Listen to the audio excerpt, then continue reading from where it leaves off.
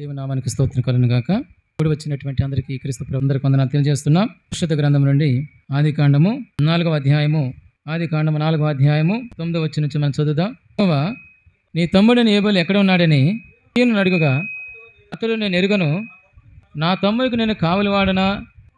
అప్పుడు ఆయన నీవు చేసిన పని ఏమిటి? చాలండి, చిన్న ప్రార్థన చేసుకుందాం. వాక్య సహాయ నిమిత్తము. పరిశుద్ధుడ ప్రేమ స్వరూపి కృపగల దేవానికి స్తోత్రమునైనా ఈ సమయంలో నీ వాక్యం ద్వారా మీరు మాట్లాడినందుకు నీ స్తోత్రాలు. మా ప్రభా నీ స్తోత్రమని వాక్యం ద్వారా మా తండ్రి మొదటి సంతానము కయీను, రెండవ సంతానము ఏబేలు జన్మించినట్టుగా మనం చూస్తాం. అయితే గమనించాలి, ఇక్కడ వారు అర్పణం అర్పించిన తర్వాత దేవుడు కయీను త్రోసివేసి ఏబేలుని అంగీకరించినట్టుగా మనం చూస్తాం. మంచిది. ఇక్కడ దేవుడు అనుసారమైన జీవితాన్ని ఎవరైతే జీవిస్తున్నారో వారిని దేవుడు అంగీకరిస్తాడు అనే దానికి గుర్తుగా దేవుడు ఏబేలుని అంగీకరించినట్టుగా మనం చూస్తాం. అయితే మనము 4వ అధ్యాయము 9వ వచనానికి వచ్చేటప్పటికి తండ్రి అయిన దేవుడు కయీన్ని తన తమ్ముని గురించి అడిగినట్లుగా మనం చూస్తాం. చూడండి, ఇక్కడ 4వ అధ్యాయము 9వ వచనంలో నీ తమ్ముడని ఏబేలు ఎక్కడనని కయీను అడుగగా అతడు నేను ఎరుగను,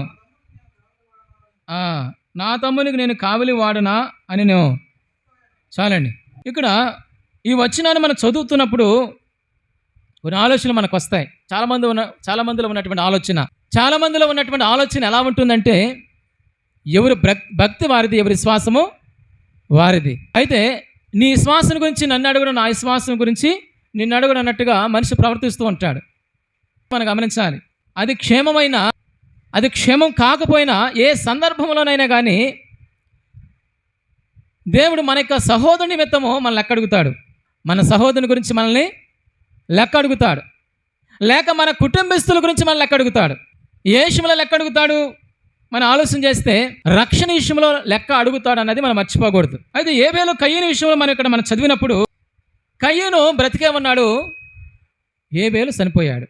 బ్రతికున్నాడు, ఏబేలు చనిపోయినట్టుగా మనం చూస్తున్నాం. ఇక్కడ దేవాది దేవుడు కయీను అడిగే విధానాన్ని మనం చూస్తున్నప్పుడు దేవుడు ఒకరిని గురించి ఒకరిని లెక్క అడుగుతాడు. నేర్చుకున్నాం. నా గురించి నన్నే లెక్క అడుగుతాడు, మీ గురించి మిమ్మల్ని. వాస్తవమేది, దేవుడు ఆ విధంగా లెక్క అడుగుతాడు. కానీ మన సహోదరుల నిమిత్తం కూడా మనల్ని దేవుడు లెక్క ఏమయ్యాడు, ఏమైంది తన జీవితం అనేది లెక్క అడగడా అని అంటే దేవుడు అడుగుతాడు అనే దానికి రుజువులు మనకు కనపడతాయి. అయ్యా వారి శ్వాస మాకెందుకు, వారి బ్రతుకుని గురించి మాకెందుకు, వారు ఎలా జీవిస్తే మాకెందుకు అనటానికి వీలు లేదండి. ఎందుకంటే మన సహోదరులు కదా, మన కుటుంబస్తులు కదా. ఇప్పుడు కయీను ఉద్దేశం ఏంటంటే అతనికి నేను కావిలి వాడినా అని అంటున్నాడు. ఉదాహరణకి మనము ఆలోచిద్దాం. మన ఇంట్లో ఉన్నటువంటి ఆ వ్యక్తులు ఎక్కడికైనా వెళితే ఆ వ్యక్తి అవసరమైతే వేరే వ్యక్తి వచ్చి అడిగినప్పుడు ఏమడుగుతాడండి? ఎక్కడికి వెళ్ళాడు అని అడగడా? చెప్పండి. ఆ వ్యక్తి యొక్క విషయం ఏమైంది అని అడగడా? అడుగుతాడు. ఎవరిని అడుగుతాడు? పక్కింటి వాళ్ళని అడుగుతారా? మొట్టమొదటి ఎవరిని అడుగుతారండి? తన సొంత ఇంటి వారిని అడగటం అనేది మనం చూస్తూ ఉన్నాం. అవునా కదా? ఎవరిని అడుగుతారు? సహోదరుడు ఉంటే సహోదరుడిని, తల్లిదండ్రులు ఉంటే తల్లిదండ్రుల్ని, అక్కా చెల్లెండ్రులు ఉంటే అక్కా చెల్లెండ్రుల్ని అడగడం అనేది జరిగింది. ఎందుకంటే తన ఇంటి వారి యొక్క సమాచారము తన ఇంటి వారిని అడుగుతాడు దేవుడు. అయ్యా నాకు తెలియదే, వారు ఎట్టపోయారేమో నాకు తెలీదు, వారి సంగతి నాకెందుకంటే కుదరదు. మనం రక్షణ గురించి మాట్లాడుకుంటున్నాం. రక్షణ విషయానికి వచ్చేటప్పటికి దేవుడు మన వారి గురించి మనల్ని లెక్క అడుగుతాడు. మన వారి గురించి చెప్పాలి. ఎవరిని అడుగుతాడు? మనల్ని అడుగుతాడు. అడగడా? ఏమంటాడు? తన స్థితి ఏమైంది, తన స్థితిని ఎందుకు నువ్వు పట్టించుకోలేదు అని అడగడా?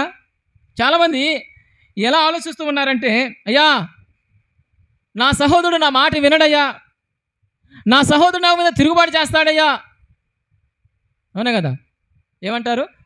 మా అక్కినదయ్యా, మా చెల్లెలు వినదు, దేవుని అంగీకరించు, నీతిగా ఉండు, దేవునికి అనుకూలంగా బ్రతుకు, నువ్వు దేవుని రాజ్యాన్ని స్వతంత్రించుకో అంటే ఎంత మాత్రం వినే స్వభావం లేదయ్యా అని అంటే గమనించాలి. మనం విన్నామా? ఒకనాడు దేవుడు ఏం చేశాడు? మనం వినేంత వరకు కానీ దేవుడు చెబుతూనే, అవునా కదా, చెబుతూనే వచ్చాడు. మన ఇనేంత వరకు కూడా మన పట్ల ఆయన దీర్ఘశాంతం కలిగి ఆయన ప్రవర్తించాడండి. అవునా కాదా? ఆ దీర్ఘశాంతం వహించకుండా మనం శపిస్తే, మన క్రియలు బట్టి మనకు ప్రతిఫలం ఇస్తే ఏమైద్ది? ఉంటాం మనం? ఈ విషయాన్ని గమనించాలి. మత్తయి సువార్తలో 18వ అధ్యాయం 21వ వచనంలో మనం చదివినప్పుడు పేతురు ఒక మాటని యేసుక్రీస్తు వారిని ఒక మాట అడుగుతాడు. సహోదరుని క్షమించే విషయంలో మత్తయి సువార్త 18వ అధ్యాయము 21వ వచనాన్ని మనం చదువుదామండి. ఆ సమయమున పేతురు ఆయన ఎద్దకు వచ్చి, ప్రభువా, నా ఎడల తప్పిదమ్మ చేసిన ఎడల, నా సహోదరుడు నా ఎడల తప్పిదమ్మ చేసిన ఎడల నేను ఎన్ని మార్లు అతన్ని క్షమింపవలెను? 7 మార్లు మటుగా అడిగాను. అందుకు యేసు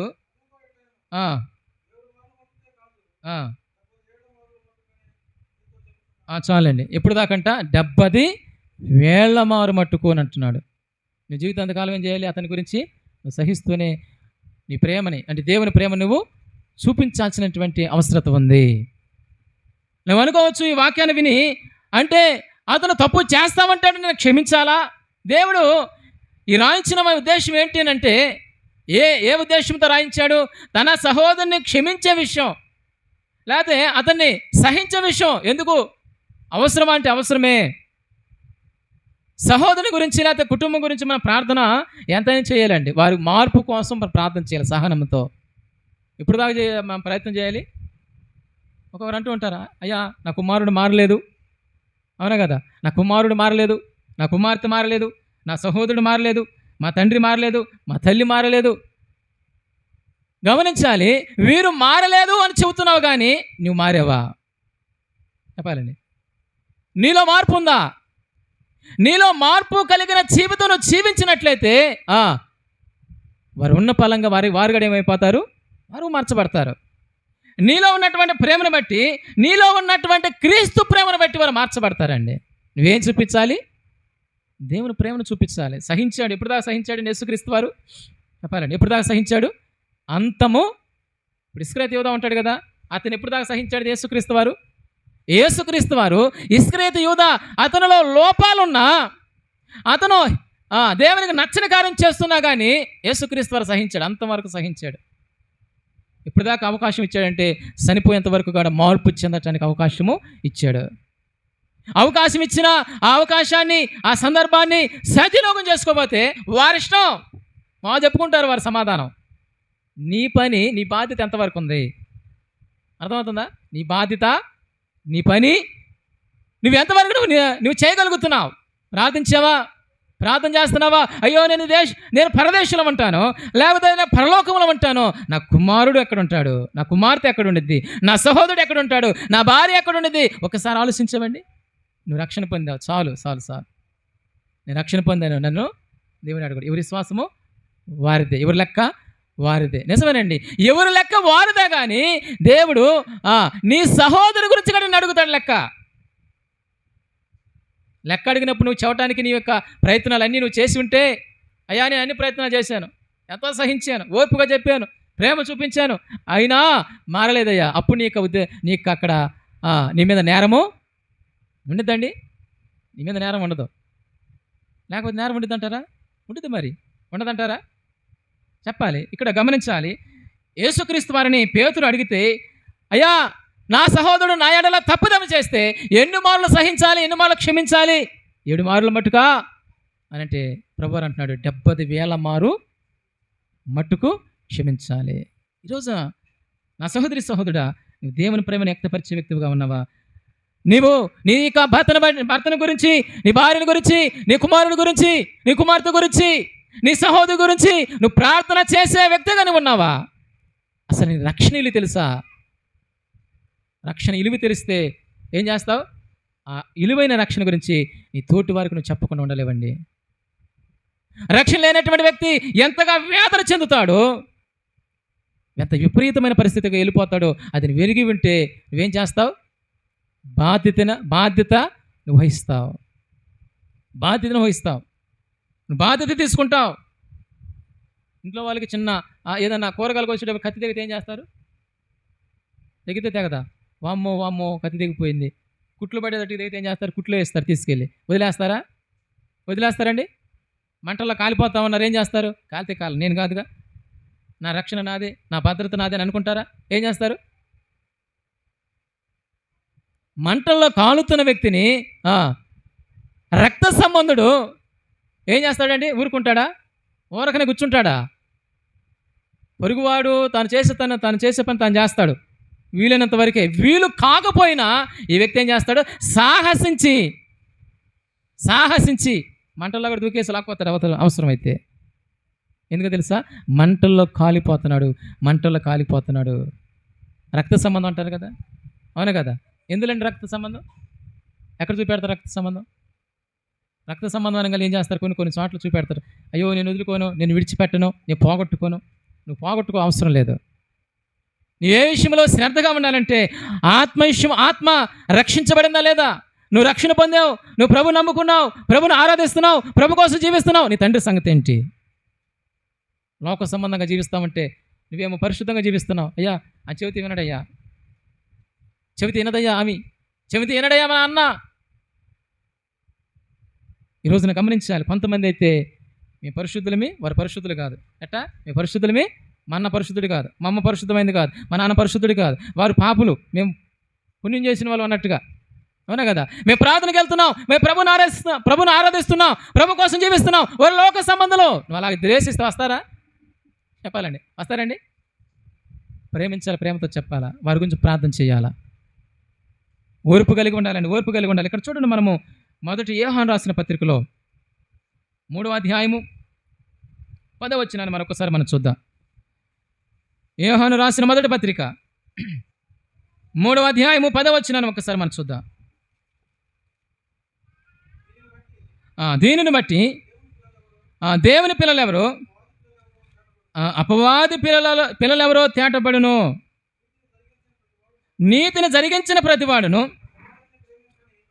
తన సహోదరుని ప్రేమింపని ప్రతివాడును దేవుని సంబంధులు కారో. దేవుని నామన స్తోత్రం కలుగును గాక. ఎందుకు చెప్పానంటే దేవుని స్తోత్రం నాకు కూడా గుర్తొచ్చింది. దేవుని సంబంధులైనటువంటి వ్యక్తులు రక్త సంబంధాలు కాకపోయినా చాలామంది మిషనరీలో ఏం చేశారు తెలుసా? త్యాగం చేశారండి. వారి ప్రాణాలని అర్పించారు. తోటి మానవుడి కోసం, తోటి మానవుడి నిమిత్తము వారి జీవితాన్ని త్యాగం చేశారు. ఎందుకో తెలుసా? ఇదిగో నేను రక్షించబడ్డాను, నా రక్త సంబంధం కాకపోవచ్చు, ఇదిగో నా రక్త సంబంధం కాకపోవచ్చు, మానవుడు మనిషి, దేవుడు సృజించిన వాడు. అయితే ఆ వ్యక్తి ఎక్కడికి వెళ్తున్నాడంటే నశించి నాశనకి వెళ్ళిపోతున్నాడు. ఇదిగో సువార్త చెప్పాలి. ఏం చెప్పాలి? సువార్త చెప్పాలి, దేవుని గురించి చెప్పాలి, దేవుని ప్రేమను బోధించాలి. ఇలాగ ఆలోచించి వారు ఎంత పని ఉన్నా, ఎంత ఉద్యోగం ఉన్నా మొత్తం వారు ఏం చేశారు? విడిచిపెట్టి రిజైన్ చేసి ఏం చేశారు? స్వార్థ ప్రకటించి వారి జీవితాన్ని ముగించారండి. హతసాక్షులైపోయారు. ఇలా ఎవరు జీవిస్తారంట? చెప్పాలి. దీనిని బట్టి దేవుని పిల్లలెవరో అపవాది పిల్లలెవరో తేటబడును. నీతిని జరిగించిన ప్రతివాడును, తన సహోదరుని ప్రేమింపని ప్రతివాడును దేవుని సంబంధాలు, చెప్పాలి, దేవుని సంబంధాలు కారు. దేవుని సంబంధాలు ఏం చేస్తారు తెలుసా? ఇంట్లో ఒకరు మారారు, ఏం చేస్తారు అంటే ఇది మత మార్పులు కాదండి, ఇది ఆత్మరక్షణ. దీన్ని ఎలా తీసుకోవాలి? ఆత్మరక్షణ. ఎలా పడితే అలా జీవిస్తే, నీతిగా జీవించకుండా లోకములో ఉన్నటువంటి ఆ చెడుతనాన్ని కలిగి జీవిస్తూ ఉంటే ఏమైపోతాడు మానవుడు అంటే? నశించి నరకానికి వెళ్ళిపోతాడు. చెప్పాలండి, నశించి అడగపోతాడు, నాశనానికి, నరకానికి వెళ్ళిపోతామంటే. అందుకని అంటాడు, అగ్నిలోంచి కొందరు లాగినట్టుగా మీరు కొందరిని ఏం చేయమన్నాడు? రక్షించాలి. నీ సహోదరు మీద నీకు ధ్యాస లేకపోతే, శ్రద్ధ లేకపోతే, నాకెందుకు, ఎడిపోతే నాకెందుకు, ఎక్కడ చెప్తే నాకెందుకు, ఎక్కడే ఇబ్బందులు ఇరుక్కుంటే నాకెందుకు, అలాగా నువ్వు అనుకుంటావంటే వాడు మంచివాడు కాదు, వాడు చెడ్డవాడు, వాడు అలాంటి వాడు, ఇలాంటి వాడు నువ్వు ద్వేషించుకుంటూ వారిని విడిచిపెడితే దేవుడు ఒకనాడు నిన్ను లెక్కడుగుతాడు. కయ్యను హేబెలును అంతం చేశాడు, హత్య చేశాడు. అయ్యా ఆయన హత్య చేశాడు, ఆయన అడిగాడు, నన్ను ఎందుకు అడుగుతాడు? నిన్ను కూడా అడుగుతాడు. హత్య చేశాడని కదా అడిగింది. తన తమ్ముడి నిమిత్తము తన తమ్ముడి మీద బాధ్యత ఎవరికి ఉండిద్ది? చెప్పాలి. తమ్ముడి మీద బాధ్యత ఎవరికి ఉండిద్ది? తల్లిదండ్రులకైనా, అన్నదమ్ముడికి ఉండదా? ఉండదా? తల్లిదండ్రుల తర్వాత అన్నకే బాధ్యత. అవును కదా, ఒకరి మీద ఒకరు బాధ్యత, ఒకరి మీద ఒకరు బాధ్యత. ఈ భూ సంబంధమైన విషయాల్లోనంటే కాదు, కానీ ఆత్మ సంబంధం విషయంలో కూడా ఒకరి మీద ఒకరు బాధ్యత కలిగి ఉండాలి. ఒకరినొకరు ప్రేమ కలిగి జీవించాలండి. చూడండి, మనం ఇక్కడ ఈ మొదటి యోహాను రాసిన పత్రికలోనే రెండవ అధ్యాయము 9వ వచనం నుంచి మనం చదివినప్పుడు, వెలుగులోనున్నానని చెప్పుకొనొచ్చు తన సహోదరుని ద్వేషించేవాడు ఎప్పటి వరకునో చీకట్లోనే ఉన్నాడు. ద్వేషించేవారు లేరా? ఎందుకు ద్వేషిస్తున్నారు? నీ సహోదరుని ఎందుకు ద్వేషిస్తున్నావు? వాడు తాగుతాడయ్యా. నీ సహోదరుని ఎందుకు ద్వేషిస్తున్నావు? ఆమె దేవుని నమ్ముకోలేదు, సక్రంగా ఉండదయ్యా. నీ తల్లిని ఎందుకు ద్వేషిస్తున్నావు? నీ తండ్రిని ఎందుకు ద్వేషిస్తున్నావు అంటే వారు సరిలేని జీవితం కలిగి ఉన్నారు, వారు ప్రభు నమ్ముకోలేదయ్యా. మరి ఒకనాడు నువ్వు కూడా నమ్ముకోలేదు కదా. అర్థమవుతుందండి? ఒకనాడు గతంలో నువ్వు కూడా పుట్టుకతో క్రైస్తవుడివా? తరతరాల క్రైస్తవ కుటుంబమా? కాదు కదా. దేవుడు ప్రేమించి, దేవుడు కనికరించి ఆయన నీ పట్ల జాలి చూపించి, నీకు పాపములను క్షమించి, నీకు అర్థమయ్యేటట్టుగా చెప్పి, నిన్ను సహించి క్షమించి నిన్ను ఆయన రక్షణలోకి తీసుకొస్తే నువ్వు నీతిమంతుడయ్యావు. ఇప్పుడు ఏమనుకుంటున్నావు? ఇప్పుడు నేను నీతిమంతుని, రక్షణ పొందాను, బాప్తిసం పొందాను, మారు మనసు పొందాను, పరలోకానికి వెళ్తాను అని అనుకుంటూ మిగతా వారంతా పాపులే అనుకుంటున్నావు. నువ్వు ఎటు నుంచి వచ్చావో, ఏ అరణ్యం నుంచి వచ్చావో, ఏ మార్గం నుంచి వచ్చావో అది నువ్వు జ్ఞాపం చేసుకోవాలి. నీ గతం ఏంటో, అవునా కదా? నీ గతం ఎలాంటిదో, నువ్వు ఏ స్థితిలో నుంచి వచ్చావో, నువ్వు ఎలాంటి వాడువో దేవుడు నిన్ను కనికరించాడు కాబట్టి క్రైస్తవుడయ్యావు. కనికరించాడు కాబట్టి నువ్వు పరిశుద్ధంగా జీవించగలుగుతున్నావు. లేకపోతే దేవుడు నీ మీద కోపగించుకుంటే నువ్వు ఉండేవాడువా? నేను ఉండేవాడినా? ఉంటామండి? ఉంటావా? మనం ఏదో గొప్పవాళ్ళమని దేవుడు మనల్ని కనికరించాడా? మంచి వాళ్ళమని కనికరించాడా?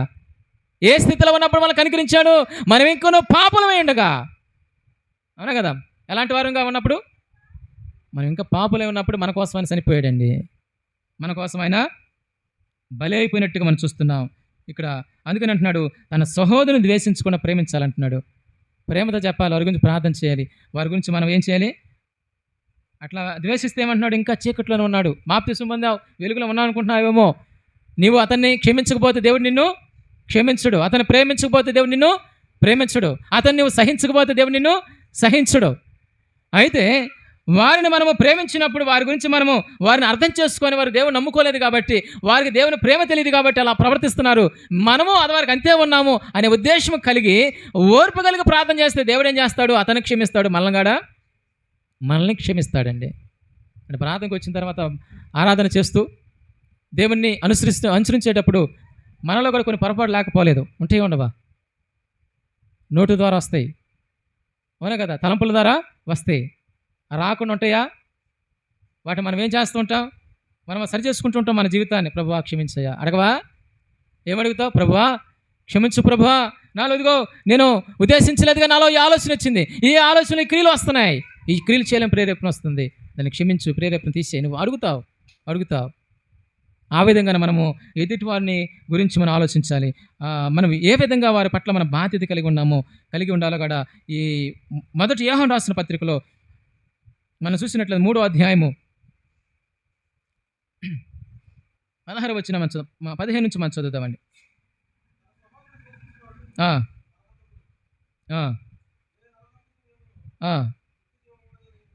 ఏ నరహంతుకు నేను నిత్యజీవం ఉండదని మీరు ఎరుగుదురు.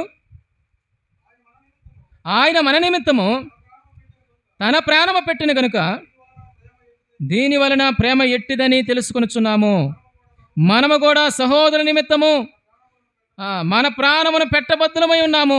దేవునామన స్తోత్రం కలుగును గాక. మన ప్రాణములు కూడా పెట్టబద్దులమై ఉన్నామని అంటున్నాడు. మన సహోదరు నిమిత్తం మనము బాధ్యత లేకుండా ఉండండి అని చెప్పలా అన్నాడా? ఏమన్నాడు? నీ సహోదరు నిమిత్తము సమయాన్ని హెచ్చించు, అంతవరకే అని చెప్పలా. నీ సహోదరు నిమిత్తము డబ్బు కొంత ఖర్చు చేయి, అంతవరకే అని చెప్పలా. నీ సహోదరు నిమిత్తము పలానా కొన్ని కిలోమీటర్లు వెళ్ళు, అంత మాత్రమే అని చెప్పలా. ఏమన్నాడు? నీ ప్రాణము కూడా పెట్టబద్దులమై ఉన్నావు. ఎలా ఉన్నామంట మనం? ప్రాణమును కూడా చెప్పాలండి. ఏమన్నాడు ఇక్కడ? పూర్తిగా చదవండి. ఆయన మన నిమిత్తము తన ప్రాణం పెట్టిన కనుక దీని వలన ప్రేమ ఎట్టుదని తెలుసుకొనుచున్నాము. మనం కూడా అంటే అందులో మనం ఉన్నామా లేదా? ఏ తరం వారైనా సరే, ఏ తరం వారికి ఈ బైబిల్, ఈ పరిశుద్ధ గ్రంథం వారి చేతులకు వెళ్తే వారు చదువుతున్నప్పుడు వారు కూడా, ఇప్పుడు మన చేతికి వచ్చింది మనం చదువుతున్నాం, మనము కూడా అయ్యా 2000 సంవత్సరాల క్రితం కాదు ఇది రాయబడింది, వాళ్ళకేమయ్యా మాకు కాదేమో అన్నట్టుగా ఉంటారు కొంతమంది. వారు ఉద్దేశించి మాట్లాడాడేమో. ఆ తరం వారే కాదు. యేసుక్రీస్తు వారిని ఎందరూ ఆయన వెంబడించాలని కోరుతున్నారు, ప్రభుని వెంబడించాలని ఆశపడుతున్నారు, వారందరికీ చెప్పబడుతున్న మాటలు ఇవి. మనందరి కోసం ఆయన ప్రాణం పెట్టాడు. మనము కూడా సహోదరుల నిమిత్తము మన ప్రాణమును పెట్టబద్దులమై ఉన్నాము. పెట్టబద్దులమై ఉన్నాడు, బాధ్యత ఉందని అర్థం. బాధ్యత కలిగి ఉండాలి మనము అని చెబుతున్నాడు. మరి బాధ్యత కలిగి ఉన్నామా? ఉదయం లెగిస్తే ఏమైనా ప్రార్థన చేస్తాం? ప్రభువా మమ్మల్ని దీవించయ్యా. ఇదైనా ఇంకే మాట వచ్చిద్దా? ఖర్చు లేని మాట ఏంటంటే ఉదయం లేవటమే ఖర్చు లేని మాట. ఎక్కడ కొనుక్కొచ్చుకోవాల్సిన అవసరం లేదు. ఏమంటారు? ప్రభువా దీవించయ్యా, నా భర్తను దీవించు, నన్ను దీవించు, నా పిల్లల్ని దీవించు. ఈ దీవించటమే కానీ దీవెన అంటే దీవెన అంటే ఏందండి? నిజంగా నువ్వు దీవించబడ్డావు అని అంటే నీ కుటుంబంలో దుఃఖం ఉండదు, నీ కుటుంబంలో అశాంతి ఉండదు, నీ కుటుంబంలో అపవిత్రత ఉండదు. నిజంగా నువ్వు ఆశీర్వదించబడ్డావంటే నీ కుటుంబం ఎలా ఉండదంటే ఉన్నతమైన స్థితిలో ఉండాలి. నీ కుటుంబం అనేకులు చూసినప్పుడు నీ కుటుంబాన్ని పొగడదగిన కుటుంబంగా ఉండాలి. అది దీవెన పొందిన కుటుంబం. ఏదో దీవించే అంటే ఏ ఉద్దేశంతో అడుగుతున్నారు జనం అంటే? మనుషులు ఏదో ఉద్దేశంతో అడుగుతున్నారండి? దీవెన అంటే డబ్బు వచ్చి పడాలా, ఆస్తి పెరగాల, చైన్లు చేయించాలా, ఉంగరాలు చేయించాలా, అవునా కదా? ఇంకా భర్త చదువుకుంటే భర్తకు ఉద్యోగం రావాలా, భార్య చదువుకోమంటే భార్యకు ఉద్యోగం రావాలా, వారు కింద స్థాయిలో అంటే పై స్థాయికి రావాలా. ఏ స్థాయిలోకి వచ్చి ఎంత సంపాదించిన రక్షణ లేకపోతే ఏం ఉపయోగం లేదండి.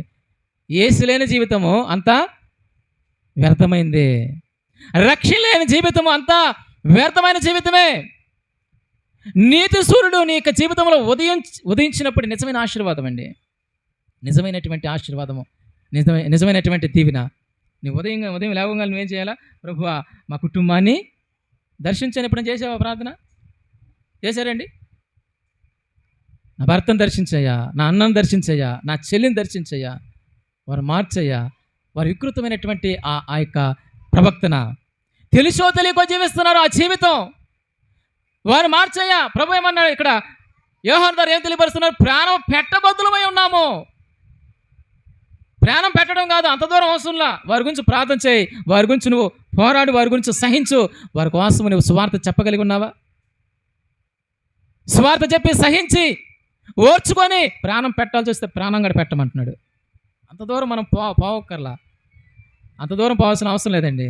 నువ్వు ప్రార్థిస్తే, నువ్వు పట్టుదలతో ప్రార్థన చేస్తే, ఇదిగో నా సహోదరుడు, నా యొక్క సహోదరి, వీళ్ళ గురించి నేను బాధ్యత కలిగి ఉండాలి. నువ్వు బాధ్యత చూపిస్తే, ప్రేమను చూపిస్తే మారుకొని ఉండరు. వారు చెబుతూ ఉంటారు, అయ్యా నా కుమారుడు మారలేదయ్యా, నా కుమార్తె మారలేదయ్యా. ఇట్లా మారలేదని చెప్పేవాళ్ళు ఎట్లా ఉంటారు తెలుసా? వాళ్ళు అట్లా టచ్ చేయడానికి భయం మనకి. ఎట్లా ఊరికి ఏళ్ళతో అట్టంటే చాలు గయ్యమని పడిపోతారు. ఒళ్ళంతా ఘాట్లే మనకి. అర్థమవుతుందండి? ఏమైపోద్ది? మన గాయాలతో బయటకు వస్తాం. ఒంటికి దెబ్బలు తగలకపోయినా మనసుకు గాయమైపోద్ది. ఈ రోజున నువ్వు మార్పు చెందిన వ్యక్తిగా నీవుండి, నీవు ఎదుటివారు మార్పు కోరే వ్యక్తిగా ఉంటే, ఇదిగోనంట ఇక్కడ యోహాను అంటున్నమాట, ఇదిగో దేవుని ద్వారా పుట్టినవారు. ఎవరి ద్వారా పుట్టినవారంట? వారు దేవుని ద్వారా పుట్టిన వారే. వారు దేవుని పిల్లలు అనిపించబడటమే కాకుండా వారి దేవుని సంబంధులు. ఏ సంబంధాలు అంట? దేవుని సంబంధులు. ఈ రోజున యేసుక్రీస్తు వారిని మనము మాదిరికరంగా తీసుకోవాలి. యేసుక్రీస్తు వారిని హింసించేటప్పుడు, యేసుక్రీస్తు వారిని బాధ పెట్టేటప్పుడు, యేసుక్రీస్తు వారిని ఆయన కొరడాతో కొట్టేటప్పుడు మాట మాత్రం ఆయన నోరు తెరవలేదు. ఎందుకో తెలుసా? అందరూ రక్షణ పొందాలనే ఉద్దేశంతో, అందరూ రక్షణ పొందాలి, అందరూ పాపం నుంచి విడిపించబడాలి. ఆయన సహనము, ప్రేమ ఈ రోజున నిన్ను నన్ను మార్చిందండి.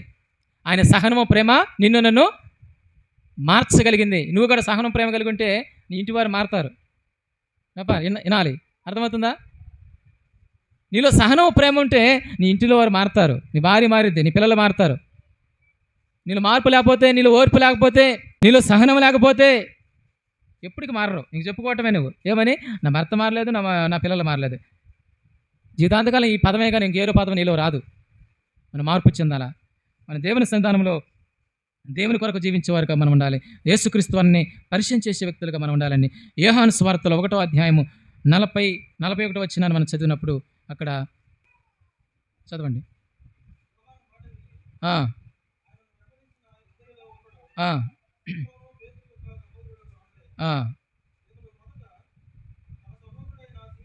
తన సహోదరుని సీమోను చూసి మేము మెస్సయ్యను కనుగొంటామని అతనితో చెప్పి యేసునద్దకు అతనిని తోడుకొని వచ్చి, ఎక్కడ తోడుకొచ్చాడండి? తోడుకొచ్చాడు నీళ్ళు బావిలో నీళ్ళు తోడాడని కాదు, తోడుకొచ్చానంటే తీసుకుని వచ్చాడని అర్థం. అక్కడ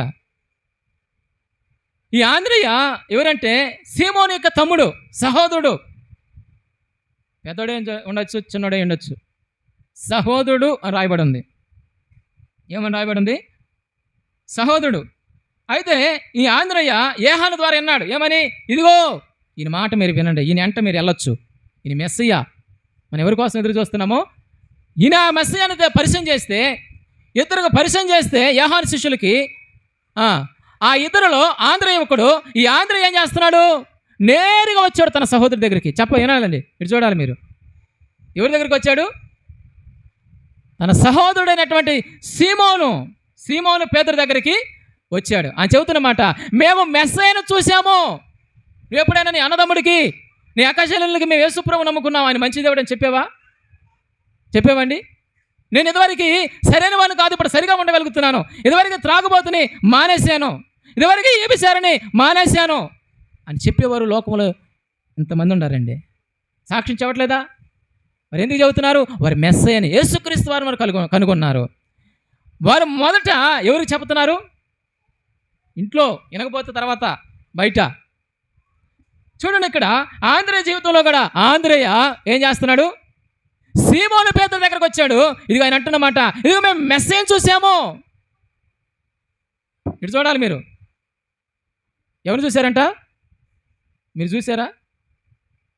మీ అనుభవం ఏంటి? మీ అనుభవాన్ని బట్టి ఏం చేయాలి? మీరు మీ అనుభవాన్ని పంచుకోవాలి. ఇప్పుడు ఆంద్రయ్య యొక్క అనుభవం ఏంటంటే, నేను మెస్సయ్యను చూశాను.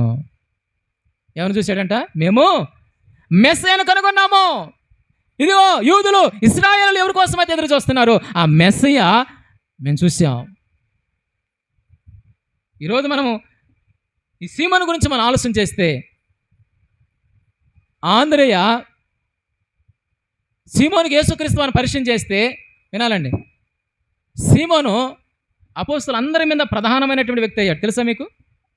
ఎలాంటి వ్యక్తి అయ్యాడు? మరి చెప్పకపోతే అవుతాడండి? కొందరు ఉంటారు సేవకులు, స్వార్థ చేస్తారు. సేవకులు పక్కన వారికి ఏం చేస్తారు? యేసుక్రీస్తు మంచి దేవుడు, యేసుక్రీస్తు వారిని జీవితం మారుస్తాడు, యేసుక్రీస్తు వారిని ప్రవక్తను మారుస్తాడు, యేసుక్రీస్తు వారిని మతం మార్చడు, కానీ ఏం మారుస్తాడు? నీ మనస్సును మారుస్తాడు, నీలో ఉన్నటువంటి ఆ దుర్వ్యసనాలను మాన్పిస్తాడు, నీలో ఉన్నటువంటి అక్రమ జీవితాన్ని మాన్పిస్తాడు, నేను నిత్య జీవానికి తీసుకుని వెళ్తారండి. స్వార్థ చెబితే చాలామంది మారారండి. దొంగలు మారారు, వ్యభిచారులు మారారు, అవును కదా, బందిపోట్లు మారారు, గొప్ప గొప్ప నేర చరిత్ర ఉన్నవారు మారి వారు స్వార్థకులు అయ్యారు. దేవుని సేవకు వారి జీవితాన్ని సమర్పించుకున్నట్టుగా మనం చూస్తున్నాం. ఎలా జరిగింది ఇదంతంటే, దేవుని గురించి చెప్పుట, దేవుని గురించి పరిచయం చేయుట. నాకెందుకు నేను రక్షణ పొందాను అనుకోకుండా వారి మీద ఉన్నటువంటి బాధ్యత ఏదైతే ఉందో ఆ భారాన్ని వాళ్ళు చెప్పాలండి, ఆ భారాన్ని వాళ్ళు కలిగి జీవించారు. నీకు భారం ఉందా? నువ్వు భారం కలిగి జీవిస్తున్నావా? కయ్యను వలె కాకుండా మన ఎవరి వలె ఉండాలి? ఆంద్రయ్య వలె మనం జీవించాలండి. అర్థమవుతుందా? ఆంద్రయ్యకి యేసుక్రీస్తు దేవత దేవుడు చెప్పాడా? మీ అన్నకు చెప్పిపోయి అని చెప్పాడా? మీ అన్న ఏమయ్యాడు? మీ అన్న ఏం చేస్తున్నాడని యేసుక్రీస్తు వారు అడిగాడా?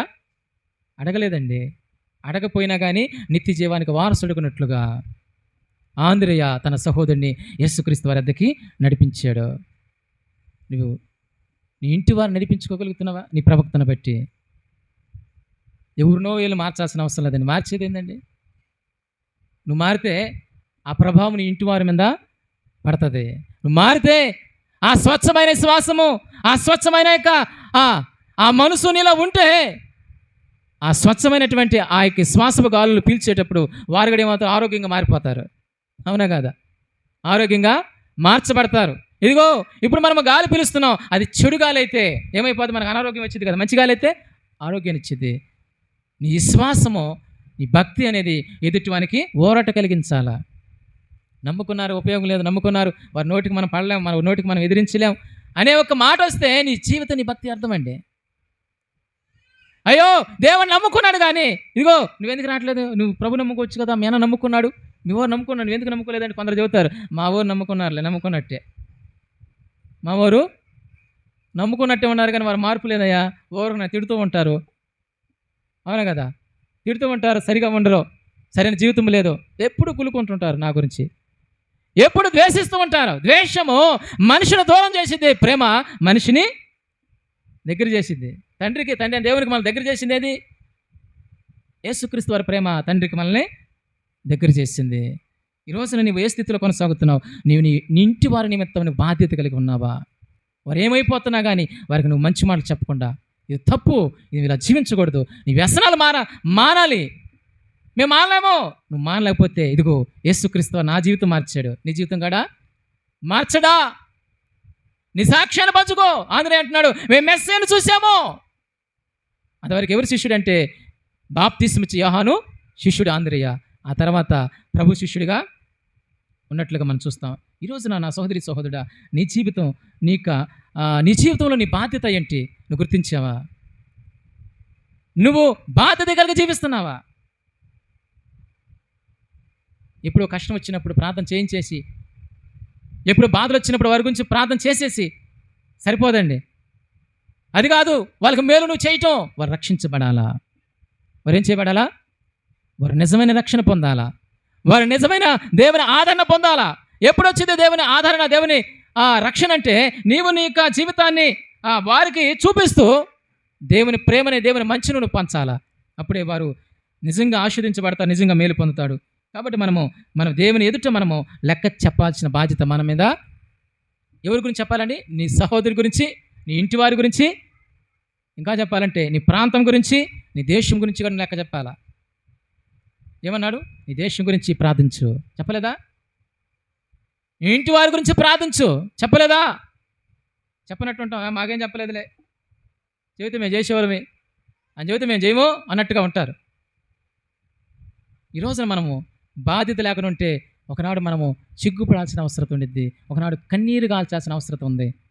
నువ్వు పరలోకంలో ఉంటావు, వారు ఎక్కడ ఉంటారు చెప్పాలండి? ఎక్కడ ఉంటారండి? ఊరకనే వెళ్తారు అక్కడికి. దేవుడు దేని గురించి తీర్పిస్తాడు? మనసు. దేని బట్టండి? మనసును బట్టిస్తాడు. మనసులో ఉన్నటువంటి ఆ యొక్క స్థితిని బట్టిస్తాడు. మంచి మనసు అయితే మంచిదే, చెడు మనసు అయితే ప్రమాదం. మరి చెడిపోయిన జీవితాన్ని కలిగి జీవిస్తున్నా నీకు చింత లేదా? చెడిపోయిన జీవితాన్ని కలిగి జీవిస్తున్నా నీకు చింత లేదా? నీకు భారం లేదా? నువ్వు భారం లేదా? నువ్వు కేవలం ఈ శరీరాన్ని ప్రేమిస్తున్నావా? ఆత్మను ప్రేమించట్లేదా? కొంచెం బాధకులోనైతే బంధువులు ఏమైపోతాం, అల్లకొల్లం అయిపోతాం, అవును కదా? నిజంగా ఉండాల్సిందే. కానీ నీ శరీరానే కాదు, ఆత్మను కూడా నువ్వు ప్రేమించాలా, బాధ్యతకు ఉండాలా. కాబట్టి దేవుని సంతానం మన బాధ్యతను పెరిగి దేవుని కొరకు జీవించుదాము గాక. ఆమేన్. ప్రార్థన చేసుకుందాం. పరిశుద్ధుడ, ప్రేమ స్వరూపి, కృప కలిగిన దేవా, నీ ఘనమైన ఉన్నతమైన నామమును బట్టి నీ స్తోత్రములు. మీ సన్నిధానంలో మా తండ్రి, నీ వాక్యం ద్వారా మీరు మాట్లాడినందుకు నీ స్తోత్రాలు. మహిమ గల రాజా నీ స్తోత్రాలు. బాధ్యత కలిగినటువంటి సహోదరుడిగా మేము ఉండాలని, సహనం కలిగి మేము జీవించాలని మేము తెలియజేస్తున్నాం. కయ్యను బాధ్యత లేని వాడు, కయ్యను అసూయ కలిగిన వాడు, కయ్యను ద్వేషం కలిగిన వాడు మా తండ్రి. అలాంటి వ్యక్తులుగా కాకుండా నువ్వు మాకు మాదిరికరంగా జీవించావు. నీ వలె మేము జీవించాలని, నేను పరిచయం చేయాలని, ఆంధ్రే వలె మా ప్రభా మేము జీవించాలని మా ప్రభా నీకు స్తోత్రాలు. పిలుపు వలె జీవించాలని నేను పరిచయం చేస్తూ నశించిపోయేవారని మా ప్రభా నిత్య జీవం వైపు నడిపించాలని వాక్యం ద్వారా మీరు మాట్లాడుతున్నది నీ స్తోత్రాలు. మా తండ్రి ఇప్పుడు వరకు మేము బాధ్యత లేని వారుగా మేము జీవిస్తుంటే ప్రతి ఒక్కరితో మీరు మాట్లాడుతున్నారు, నాతో కూడా మాట్లాడుతున్నాను. స్తోత్రాలు. నీ వాక్య ప్రకారంగా మేము జీవించినట్టుగా సహాయం చేయండి. ఆత్మల పట్ల భారం కలిగి, సహోదరుల పట్ల భారం కలిగి, బంధువుల పట్ల భారం కలిగి మా ప్రభా మీ ముందు కొనసాగే కృప తెచ్చిన సహాయం చేయండి. నీ ఆత్మచేత నీ ఆత్మకార్యాలు మాకు జరిగించి సహాయం చేయమని యేసు నామములో అడుగుచున్నాం మా తండ్రి. ఆమేన్.